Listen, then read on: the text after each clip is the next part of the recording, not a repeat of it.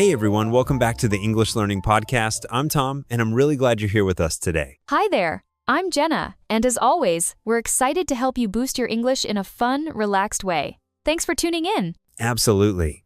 Today, we're diving into a topic that's, almost impossible to avoid, especially in big cities.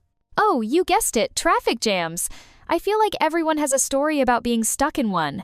You know, Jenna, it's funny how traffic jams are something people complain about all over the world. Do you remember your worst one?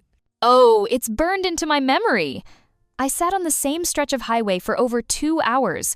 It honestly made me rethink my route to work for weeks. I can relate. Growing up, I thought traffic jams were just part of being an adult.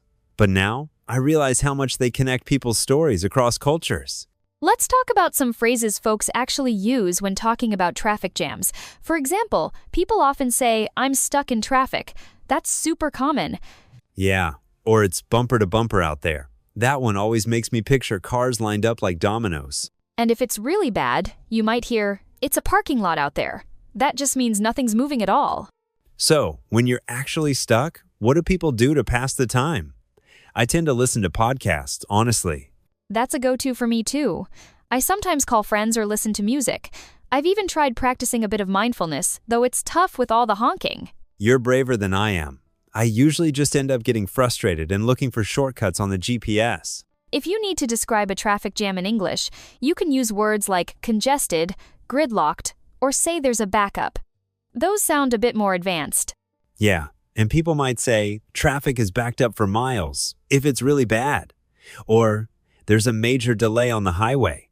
It's good to know these for news reports too. Thinking back to your worst traffic jam, did anything funny ever happen? One time, a guy in the car next to me started juggling oranges to entertain his kids. I couldn't stop laughing. Little moments like that make a tough situation easier. That's hilarious. I once saw someone get out and start doing yoga stretches right on the shoulder. I guess people get creative when they're stuck. It's interesting how traffic jams are different all over.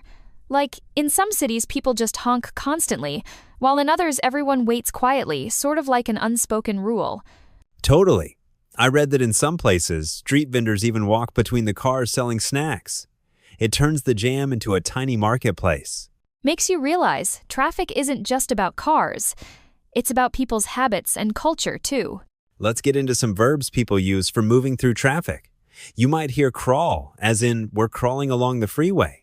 Or creep, like the cars are creeping forward. Both mean you're moving super slowly, almost like a turtle. Exactly. And if things suddenly speed up, you could say, finally, traffic is moving, which always feels like a bit of a miracle. Oh, and there are some funny idioms like stuck in a jam. It sounds like you're trapped inside a jar of jelly, but it just means heavy traffic. I love that one. Another is hit the brakes, which means to stop quickly, not just in traffic, but sometimes in life, too. Or take the scenic route, which usually means avoiding the fastest way, sometimes on purpose just to dodge the jam. You know, talking about traffic is basically a national pastime here. It's the easiest way to start a conversation in the morning. So true. If you ever want to make small talk at work or with your neighbors, just mention the traffic. You'll hear a dozen stories instantly. And somehow, everyone's jam is always worse than everyone else's. It's like a friendly competition. If you're learning English, practicing these everyday topics is a huge help. Try describing your commute or the last time you were stuck in a jam. It really builds confidence. I agree. And don't worry about making mistakes. Even native speakers mess up sometimes when they're frustrated in traffic. That's the perfect time to learn new words. If you're unsure how to explain it, just give it a try. People usually get what you mean. Before we wrap up, let's quickly recap.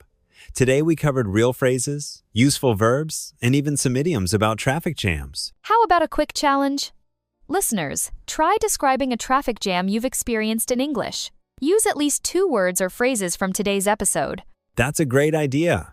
And if you want, share your sentences with us. We'd love to hear them and help you out. It's been so much fun chatting with you all about one of life's most shared frustrations. We hope you learned something new and feel more confident with your English. Definitely. If you enjoyed today's episode, don't forget to subscribe to our channel. That way, you won't miss out on any new tips or conversations. Thanks for listening, everyone. Stay patient out there.